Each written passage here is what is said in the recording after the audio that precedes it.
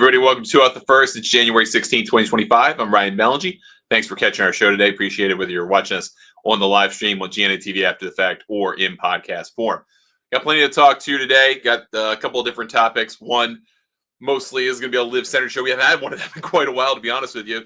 In the earlier days of Out the First, a lot of stuff was LIV, and we really haven't had much of that in the last several months. But we do have that today with a couple of significant announcements from LIV in back-to-back days. The bigger one probably being, at least for the public, today's announcement of their deal with Fox Sports. So we'll dig into that a little bit. We'll talk about Scott O'Neill, their new CEO, what all of this might mean for the broader conversation about trying to reunify golf, whatever the heck that looks like. And then we're going to talk about week 2 of TGL. We didn't get to review into that. And then I want to talk a little bit about the Korn Ferry Tour event that finished yesterday in a playoff with Hank Lebioda winning at Atlantis, Paradise Island. So very, very enjoyable finish to that tournament. I actually got to re-watch the playoff earlier today. And just a quick aside, I was watching the Golf Channel last night. They had programming from 30 years ago, like from when the channel first started, which I think, quick story time. I went back in the day in like 1996 and basically annoyed the crap out of my parents to change from cable to this satellite TV service called Prime Star because they had the Golf Channel. And that was like 1996. And I fell in love with the European Tour. I fell in love with Renton Laidlaw as a commentator. That was my exposure to golf. And that was about when I was starting to take up the game. And I loved that. So I really enjoyed watching this 30-year-old programming, which was basically a preview show trying to explain what Golf Channel was and who was on it, why, and the graphics, everything was just beautifully 90s. And I hope you got to catch them. But if not, it's okay. You probably didn't miss out that much. But I was watching that last night. And then this morning just had it on already on the cable box and wound up watching the replay of the Atlantis event. We'll get back to that in a few minutes. But I want to talk about LIV Golf announcing their multi-year deal with Fox Sports that came out today. I want to give a shout. I don't even remember who the reporter is with Bloomberg, but whoever is the Bloomberg reporter that writes about LIV Golf has a killer source, and you should listen to them. We've talked in this show the past about James Corrigan, the esteemed overseas journalist, the Telegraph. And when he writes something, it's dead to rights correct. He don't miss. Whoever this is at Bloomberg, don't miss on all things LIV Golf. They had not only this deal reported on months in advance, as well as their new CEO, who we'll talk about just for a few minutes in this segment. So you get a multi-year deal between LIV Golf and Fox Sports. The deal means that they're going to air Fox Sports platforms or Fox platforms every single round, all 14 tournaments, all 3 rounds. So give me 42 rounds of golf, 42 days of live golf on their platforms. More than half of them will air live on Fox, the network Fox, or FS1, their leading sports channel. Now, what that exactly breaks down to, how many rounds on Fox, how many rounds on FS1, still very much to be determined, right? That's not out there in the ether. But you would think for all of the international events, the ones that are 5, 6, 7, 8, 10 time zones away from the eastern half of the United States, eastern seaboard of the United States, those are going to be on FS1, right? Almost in their entirety, because there's really no reason to put them on Fox television, right? If you're going to have something on that late at night or that early in the morning, the Fox network just doesn't work out that way. So FS1 can do that. They'll have those rounds. Fox will have almost certainly all the rounds that are on the weekends in the United States, Saturdays and Sundays, unless there's like baseball on the way, which can happen. They have baseball rights. Fox Saturday baseball is a big thing. MLB on Saturdays in the summer is a big thing.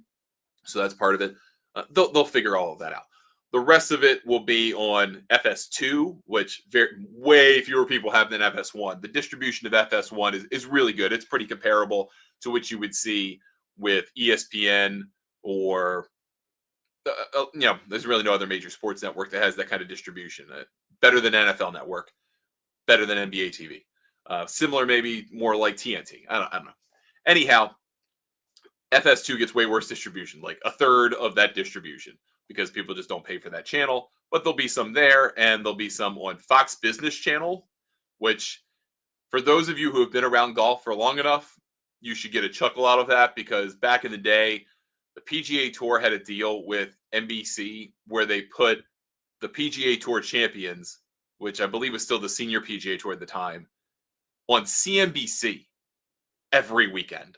And instead of airing like another 10-hour Shark Tank marathon or whatever stuff they did, Capital Crimes or whatever, they aired golf, Senior Tour golf, because of the Charles Schwab connection, all that stuff, I guess. It was a horrible mistake. It was a terrible idea. It put the tour behind the eight ball for years, and when they got back to Golf Channel, things were a lot better. Now you can kind of laugh about that, but they're not going to get like 20 rounds of Live Golf on Fox Business. You probably get some, a handful, 6, I don't know, whatever. It's not going to be quite that bad. But I did have to chuckle at that, given the prior history of golf and business channels airing golf. So that's what their deal is. We don't know the financial terms of it. We don't know if money changed hands. We don't know if there's a rights fee involved here, what that rights fee is. I feel like that would be a slightly bigger part of this announcement if there were a significant rights fee. We also don't know the length of the agreement. We know it's multi-year. Multi-year can mean 2. It can mean 10. My guess is it's 2 to 3, 2 to 4 years, somewhere in that range. There's probably options involved, right? So if for whatever reason, whatever the agreement that might be someday between the PGA Tour, the PIF, DP World Tour, whoever needs to modify this relationship, that might happen. I do think that is a very interesting possibility with there's no base to this whatsoever. But let's just say in a universe where the DP World Tour has an agreement with LIV, with the PIF, to have some kind of back and forth, maybe distribution is part of that. That could be kind of interesting. Maybe get the DP World Tour some more eyeballs. Maybe they find a home in Fox. I have no idea. I'm just spitballing ideas out here. Not saying any of that's going to happen, but I do find that an interesting idea, potentially as well, if that's the way that it goes. You pair this news, this announcement, second day in a row, big announcements for LIV, with them announcing Scott O'Neill as their new CEO. So they did that first, right? Because Scott O'Neill's name is all over the press release. He's got a quote in there, and he's named as the chief executive of LIV Golf, right? And so you needed to announce him first, then the TV deal, and then whatever else they're going to do, rosters wise, all that stuff, that'll come out too. Scott O'Neill has a ton of experience in the sports and entertainment industry. Worked for the Harris ownership group, so the folks who now own the Commanders, but also the 76ers. He's worked for the Laureas, the people who have the Philadelphia Eagles, New York sports teams. He's the MSG folks. He's done a little bit of everything in terms of sports property management.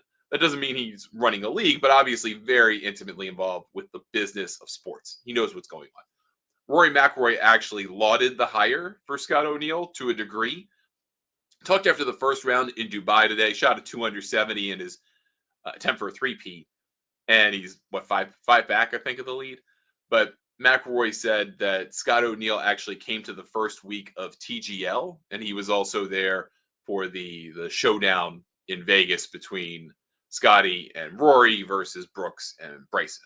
So this was a poorly kept secret, right? Like Bloomberg put it out there not because he was about to be named CEO. It was he signed the contract. They just haven't said it yet.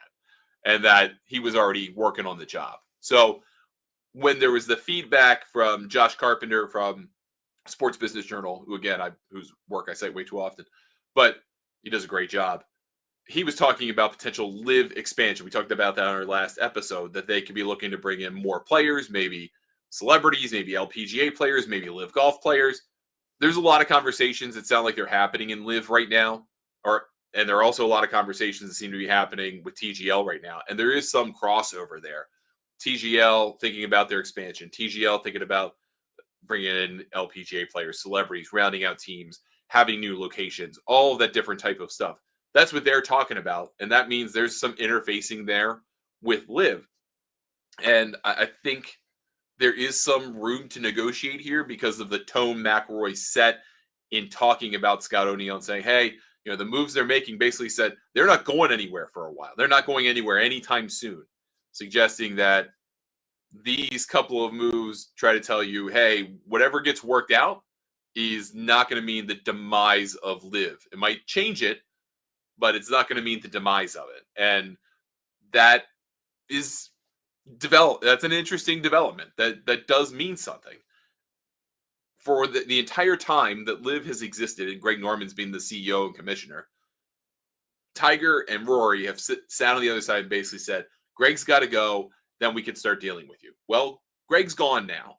So at least in a day-to-day capacity, at least in the CEO capacity.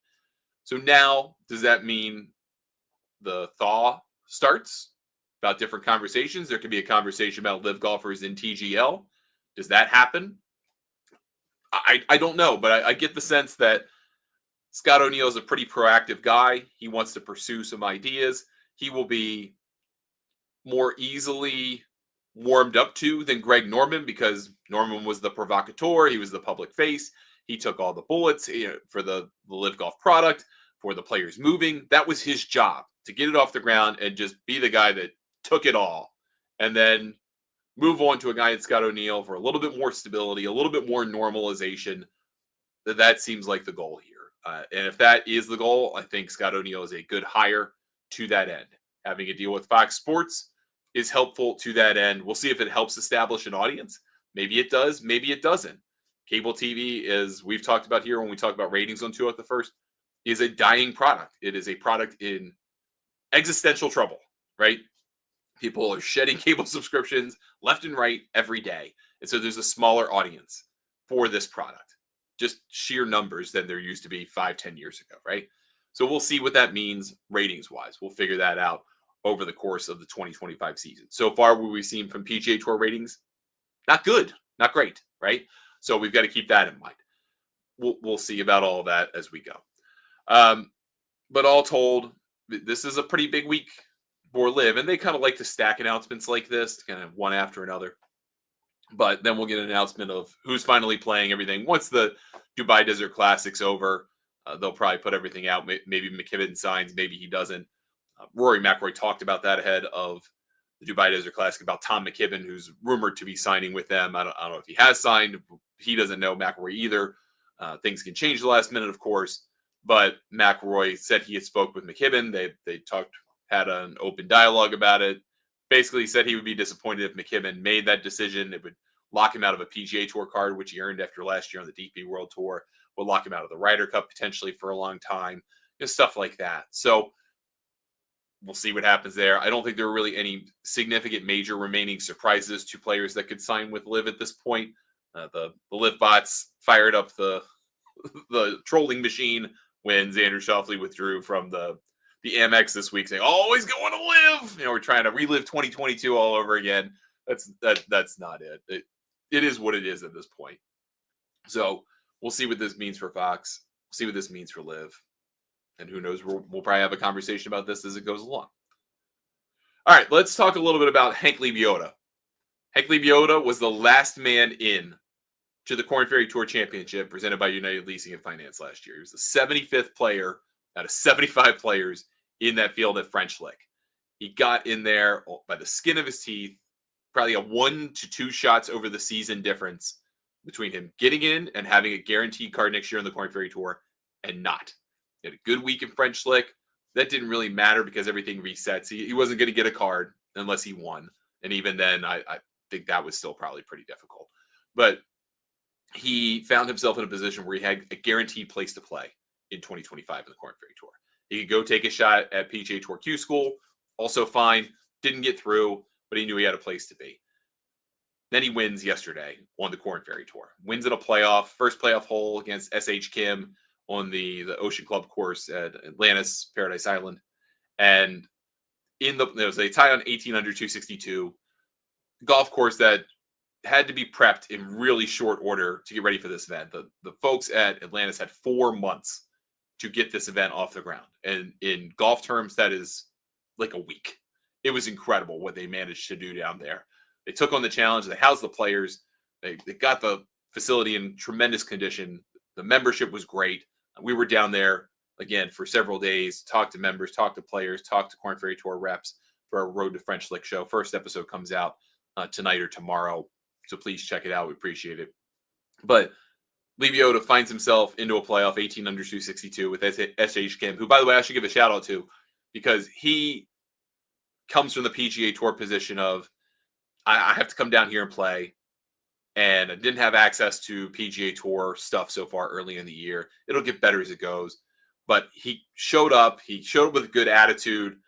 He, he really did and meant to play like he wanted to win and get his card back. If that meant he won, then that could send him down a path with Korn Ferry Tour points that maybe changes his year.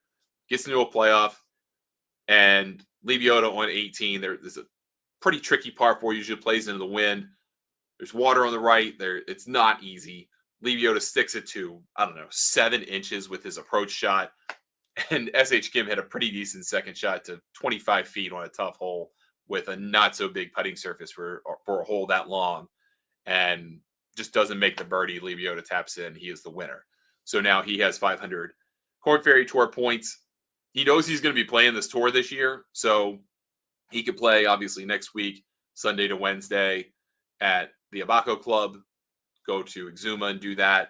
If he plays well again, what our theory is, so I was talking with folks in the Korn Ferry Tour media staff about this, but there are 20 cards available this year. There's not 30 cards as the prior couple of seasons. We think about 1,000 points will get you a Korn Ferry Tour card for 20 or a PGA Tour card through the Korn Ferry Tour for 2026. So that's 2 wins. Basically, if you win twice, you're going to get a card. If Hank Lebioda has another great week, and I'm not saying that the Abaco Club and the Ocean Club are the same thing. So, it's still Bahamas golf, but different. But if he has another great week, then he's ready to roll. Like he's free rolling. He's got to find 500 more points in 25 more events. That's not that tricky. It's not easy, but it's not tricky. And that gets you off to a huge start.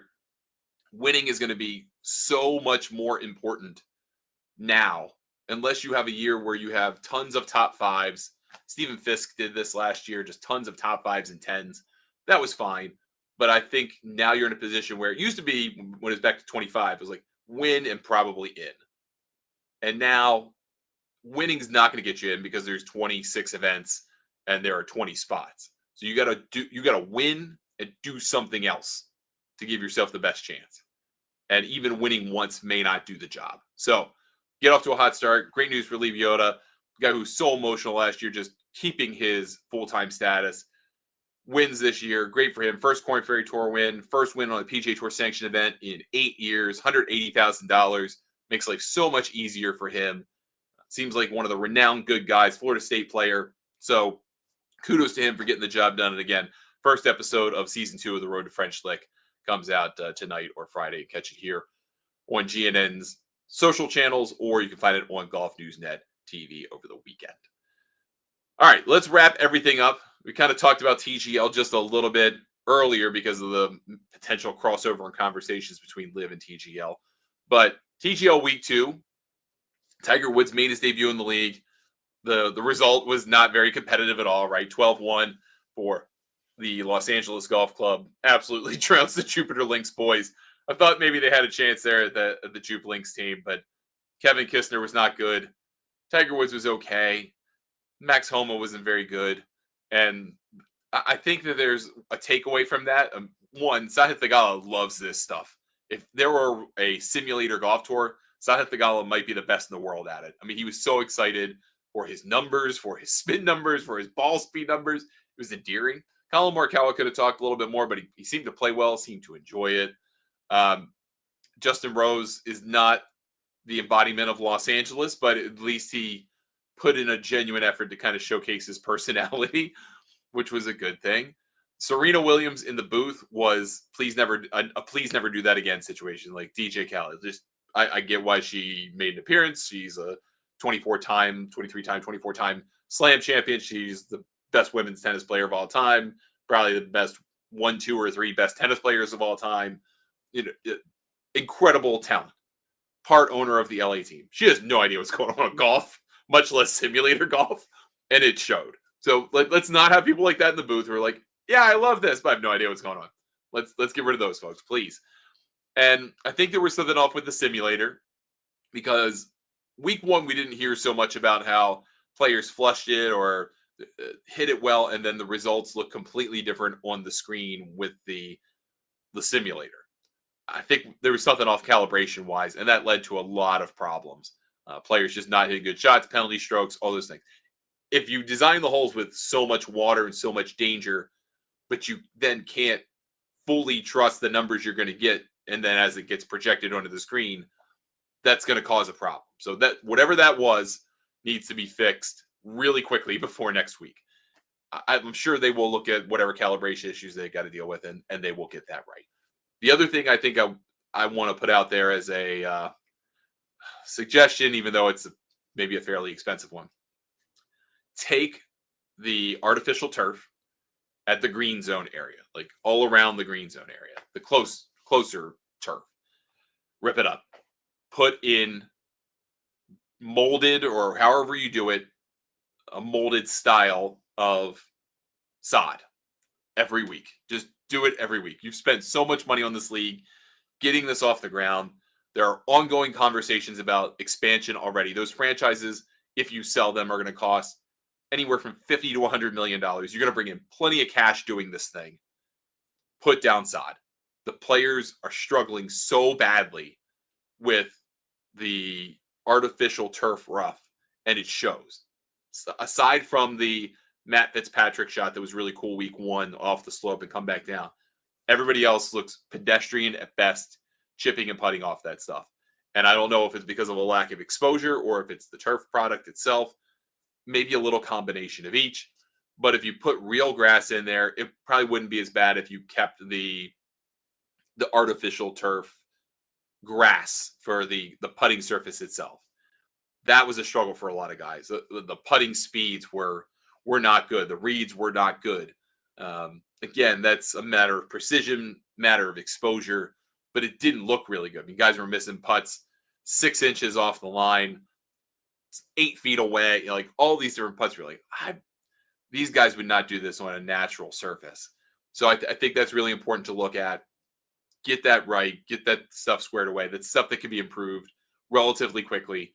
And again, you already got the live grass playing surfaces for the tee boxes and the rough area and stuff. Just bring that over. Bring in, a half acre of sod every week. I know it's expensive. Sod's not free. But if you spent $50,000 a week to have the sod down, the players could chip over it, they would spin it better, they'd hit it better. But the key moment of the week was out of the bunkers, which, by the way, they have sand from the same people who get sand or give sand to Augusta National, right? Sell the sand to Augusta National for their bunkers. In the bunkers for TGL. Those things are packed, dude.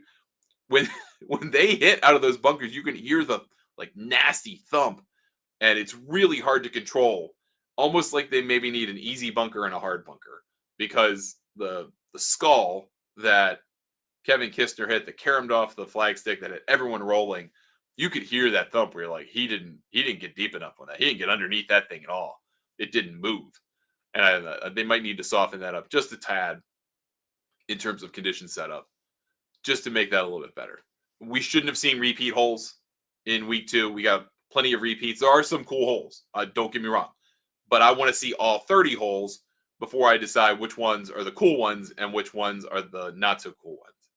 And make conditions a bigger part of it. Have soft setups, have firm setups, have wind be a component to it that you have to consider. I think there's a way to visualize that would make sense for the audience. Just kind of things like that I think would make it a little bit more interesting. All told, the ratings were good. You had over 1 million people who watched Tiger's debut. That beat the basketball game after it between Duke and Miami, which was a blowout. So was Duke Pitt before week 1 last week. But to have that number be pretty good is a good thing for TGL. They need a competitive match. They need the Atlanta boys to come in and play a competitive match. Otherwise, you're going to start to lose people because they're going to wonder if this is just going to be a blowout every week. You need one of those matches to get to the end. The trios format's still incredible. I think season 2, you could probably just do 9 to 12 holes of trios and call it a day.